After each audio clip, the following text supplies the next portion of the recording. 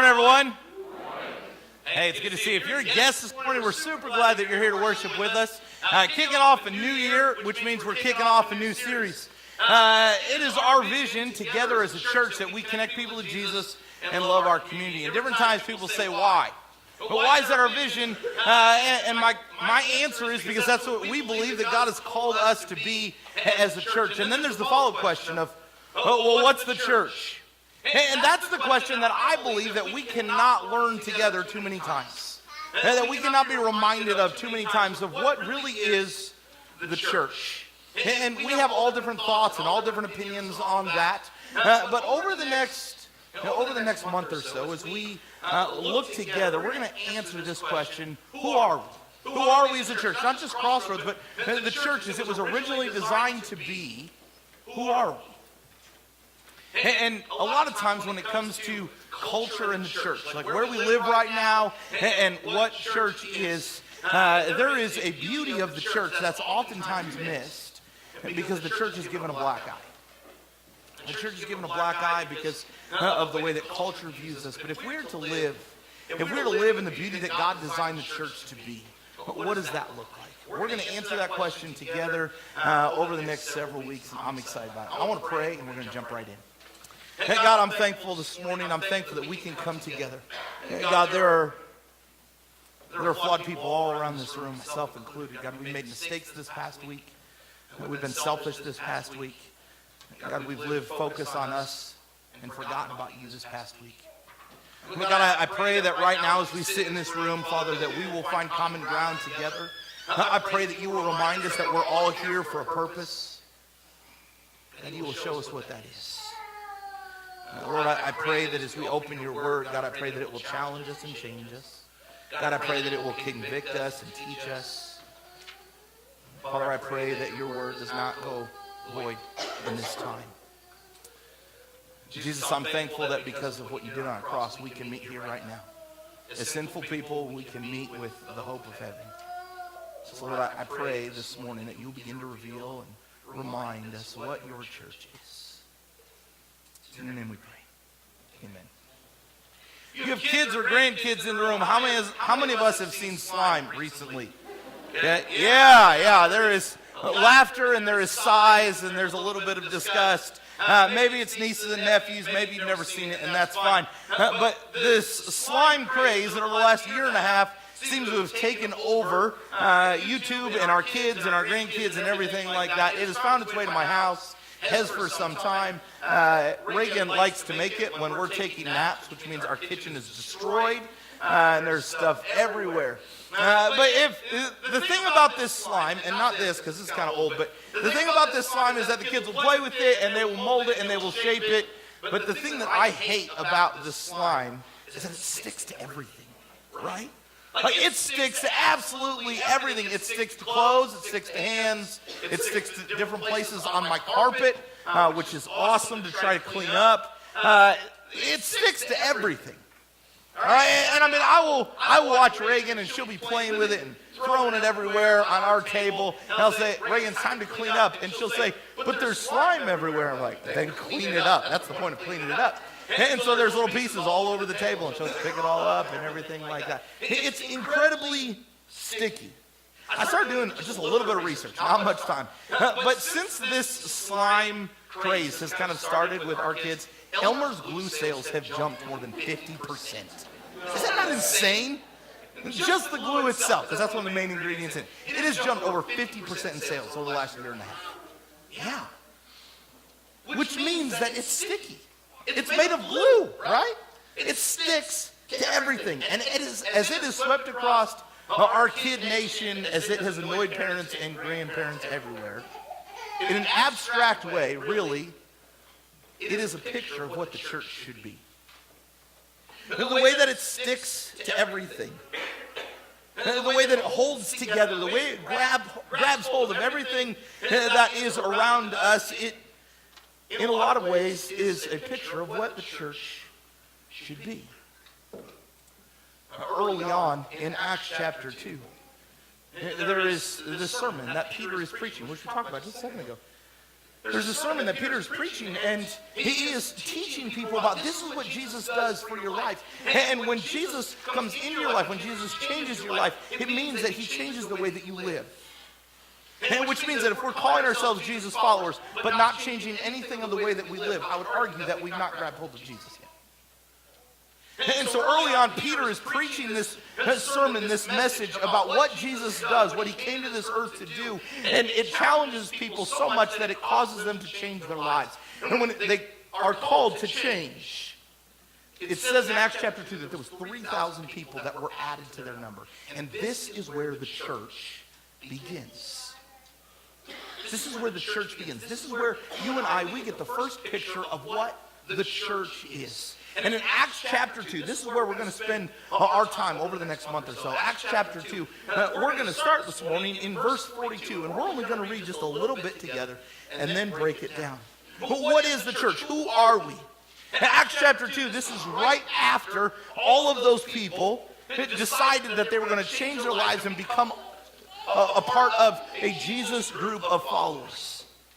And it says they, Acts 2:42, they devoted themselves to the apostles' teaching, and to fellowship, to the breaking of bread, and to prayer. And we're going to stop. They, who is they? They is this giant group of people that were cut to the heart and said, if this is what Jesus came for, then I need to change, and I need to be a part of a group of people that are following Jesus together. You notice what it says, or what it doesn't say? It does not say they went to. It says they devoted themselves.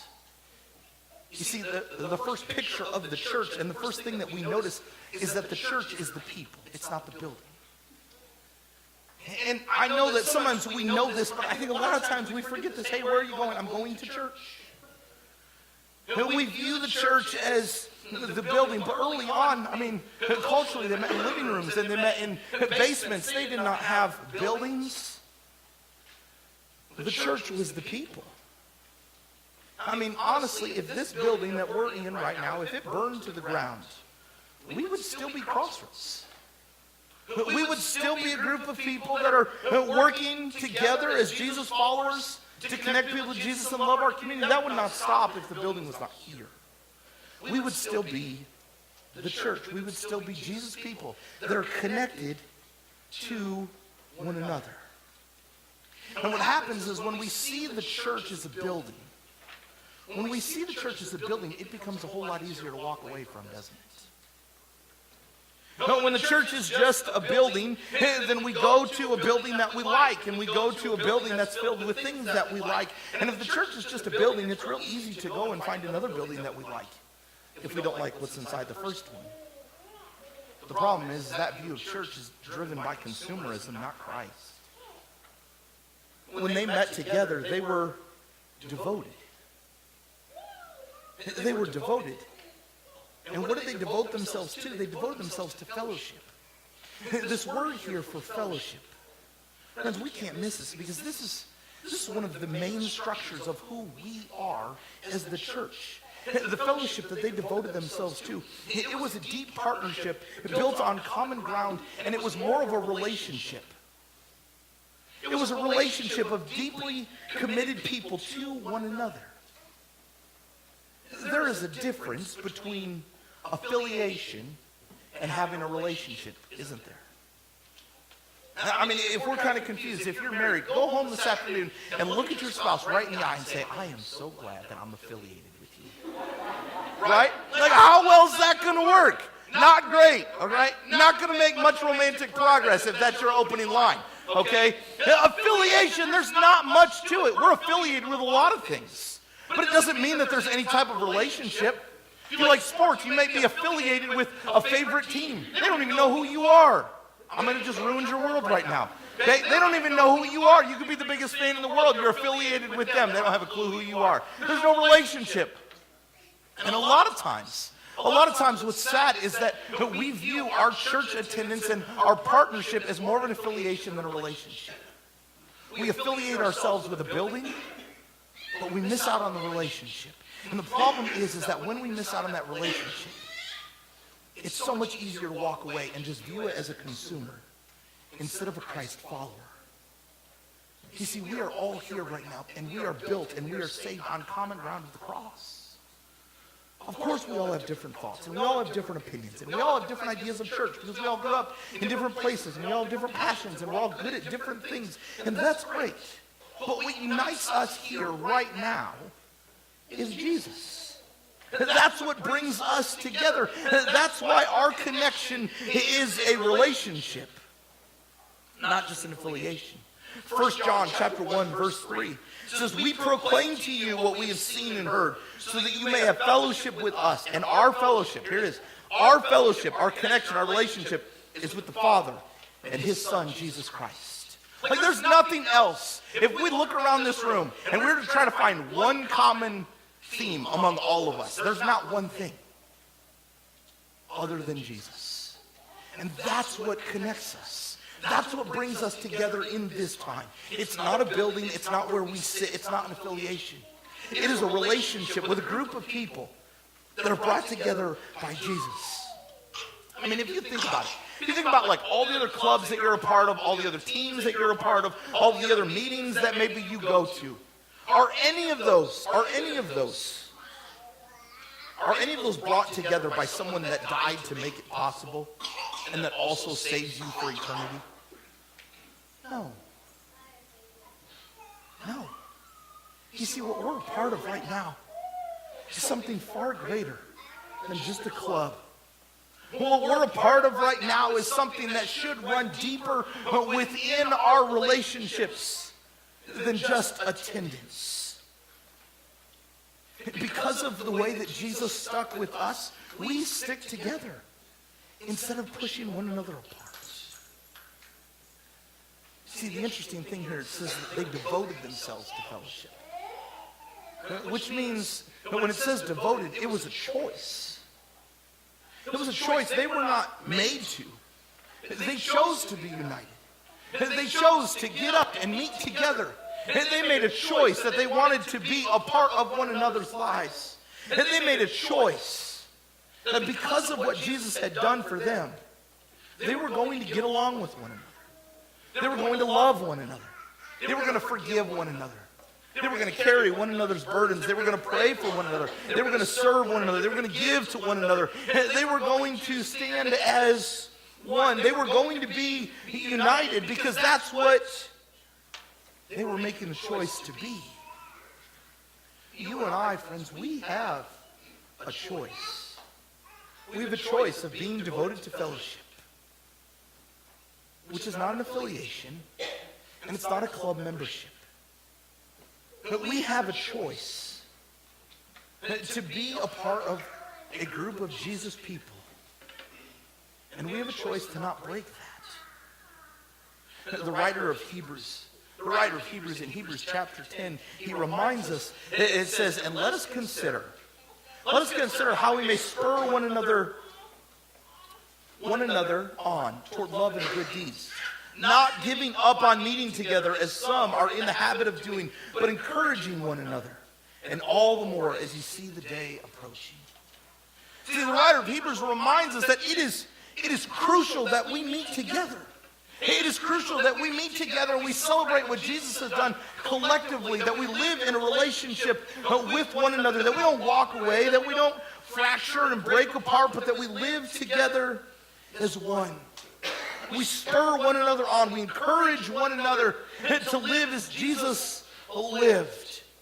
And in order to live in this type of relationships, it means that we need to let down some guards and let some people into our lives. This is why I absolutely love the life groups that we have around the church. And they're getting ready to launch next week. I love the model of life groups where we sit in living rooms with people. We don't sit in classrooms, we sit in living rooms with people. And we share life. It's not always polished and pretty. Sometimes it's messy and kids are running around. We talk about what Jesus is doing in our life. But we live in the good and we live in the struggle together. You see, this is what the church is. We're a relationship. We're a fellowship that's not to be walked away from and go buy a different brand of. We're to live as one in the good and the bad, encouraging one another to do good things the way that Jesus would do. That we stick together. We're devoted. We make a choice. We are one. Gerald Fidomi at last year's Orange Conference, he said this: our unity affects his credibility. Our unity affects his credibility. And it doesn't affect his credibility of whether or not God is credible. But what our unity does is it shows the credibility of God to the people around us. I mean, our relationships with one another at times, our commitment to one another should not make sense to the people who are outside the church. Our devotion to one another, the way that we stick together through good and through bad. If someone is just observing, it should not necessarily make sense if you don't understand Jesus, which is what connects us. Our unity affects his credibility. And if people who are around the church and outside the church, if all they do is see us arguing and fighting and coming up with this list of do's and don'ts, then that's the credible picture of God that they'll see. And he's so much more than that. I know it's because of what I do. But one of the saddest things, one of the most absolutely saddest things that I hear is when someone is upset with the church. When they look at me or look at someone around us and say, I might just have to find somewhere else. Friends, I know it's because of what I do. But it absolutely kills me when I hear that. God's design for his church is that we are to have some of the most strong relationships that are out there. We are to be committed to one another, to reflect the way that Jesus was committed to us. God never designed the church to be a brand that we check in and check out of. We're to be a relationship that does not divorce and walk away. The church should be a group of people that does not just disappear based on likes and dislikes. We don't go find someplace else just because we like the brand a little bit better. We are devoted to fellowship. It is a priority that we get together. Not just to have a meal, not just to hang out, but to stand together. I mean, if I can be real honest, if we are Jesus followers, but constantly walking away from Jesus people, I would argue that we're living a fractured gospel. If we're Jesus people walking away, or if we're Jesus followers walking away from Jesus people consistently, we are living a fractured gospel. Because the gospel message of Jesus did not walk away from us when we were a mess. It did not walk away from us when we were filled with mistakes. And if all we do is walk away because we don't get what we like or we don't get what we want, that's not the gospel. That's selfishness. And if we're just walking away from Jesus people, our gospel that we are holding on to is incomplete. We are a fellowship. We are a relationship. We're not an affiliation. And our unity with one another affects his credibility to those around us. And so this morning I want to ask a question. Our attitude right now about church, whatever it might be. For some of us it might be extremely positive. For some of us it might be confused. For some of us it might be a little bit negative and we feel slighted or we don't feel a part of, or we might have some other attitude about church right now. Right now, our attitude about the church, is it causing frustration or is it causing fellowship? Is it driving other people around you to be closer to the church? If you were to share your attitude about the church right now, is it driving people closer to one another or would it fracture and break apart? Because if we're to be devoted to one another the way that the early church was, if this is who we are, then unity means us setting aside our differences in order to make a difference. It means that our attitude, even if we maybe don't agree on everything, should drive people towards fellowship. Because that's what we're committed to. We see the kingdom cause of Jesus as more important than our likes and dislikes. We devote ourselves to fellowship because our unity affects his credibility. If we desire for people around the church you see the beauty of the church?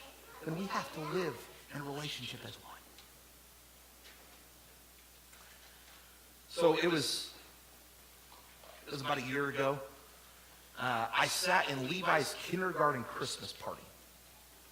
I sat at his Christmas party, and I was the parent helper volunteer. I don't know how I got sucked into that, but I was. All right, so I'm sitting there, and Levi's kindergarten teacher, she decided that she was going to make everybody in the class for Christmas slime.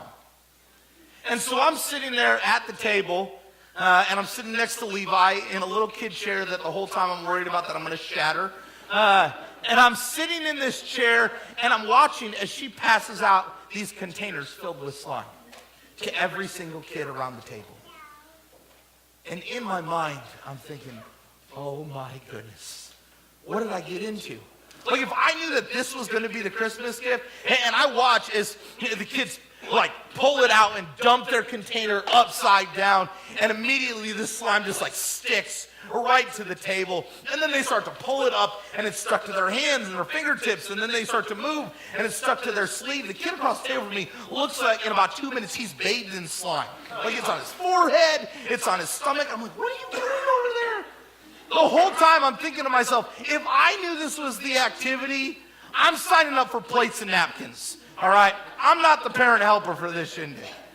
And so I'm watching this as all of it, and Levi looks over, he's like, Dad, it's stuck to me. Can you get it off? Sure, bud, I'll try to help. And so I like pull it off his fingers, and what happens? Now it's stuck to me. And I look at him and I said, Levi, you want to pull this off? He's like, no. Thanks for the help, pal, you know. And I mean, this slime is everywhere, and his teacher, she's like pulling it off people's hands and fingers and arms and foreheads and trying to get it back on the table and, you know, trying to get it all. And as I watch kind of this slime mayhem around this table, in my mind, I'm observing it thinking, this is torture. But as I looked around, every single kid, no matter how stuck in slime they were, had a smile on their face. And they were loving absolutely every minute of it. And I'm looking at how stuck it is everywhere, and it doesn't make sense to me. I'm like, how is this fun? And then I look, and the kid that's bathed in it, he just like grabs another handful, reaches it up, and it attaches to his hair. And I'm like, I gotta go. But they're loving it. And as this slime is stuck to everything, everywhere, I look around the table, and in my mind I'm thinking, this is messy. But every kid around that table just had joy written all over their face. And friends, this is who we are to be as the church. That we are so stuck together that sometimes from the outside perspective looking in, it might say, man, that's a little bit messy. But even in the middle of the mess, even in the middle of the joys and the sorrows, even in the middle of the best and the weakest moments of life, we are stuck together, and because of it, we can find joy.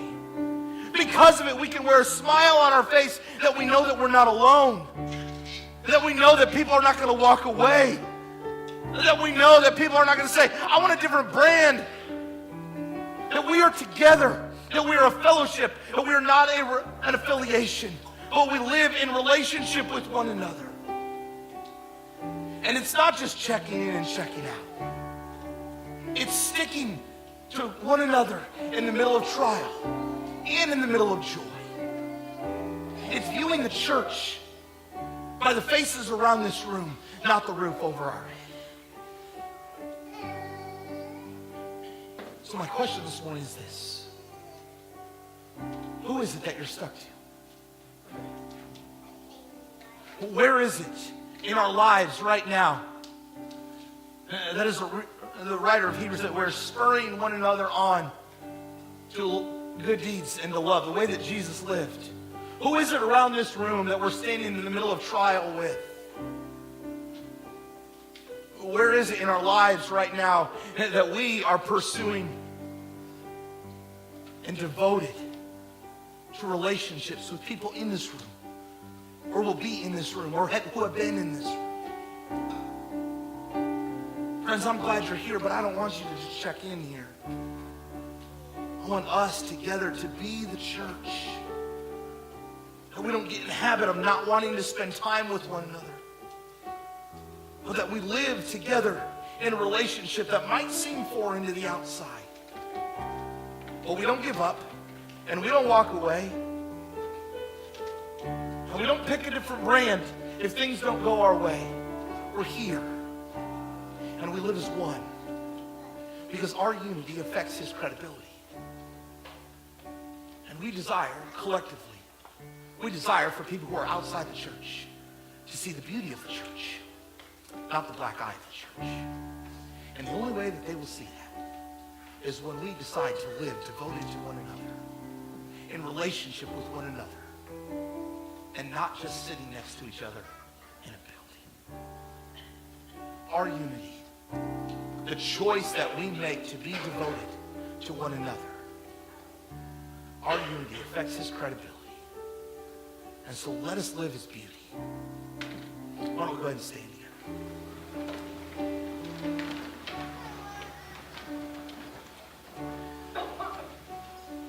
We're going to spend some time in worship, and that's something else that the church does together. We'll talk about that in a couple weeks. We're going to worship, and as we do, it's a time for us to say, what does my life look like in reflection of Jesus? This morning, as we talk about living together in community, as we talk about this relationship that because of Jesus, it brings us all together, binds us all together. Maybe this morning it's not a question of you and Jesus. Maybe this morning it's a question of you and someone else around the room. Maybe as we worship, God brings a name or a face to your mind, and that's who it is that we need to pray for. Or maybe that's who it is that you need to give a hug to before you leave and say you matter and you belong here.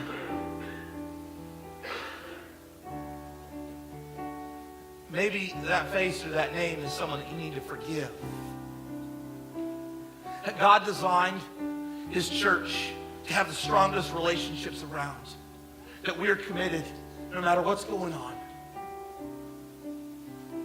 And maybe this morning, for us to live in unity, it might mean saying I'm sorry to someone around.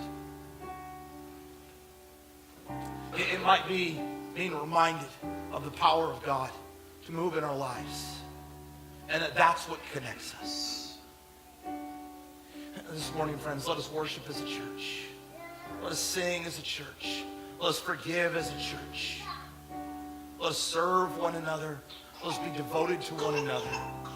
This morning, as the church, let us worship as one. Let us worship in such a way that our unity in song brings credibility to the power of God.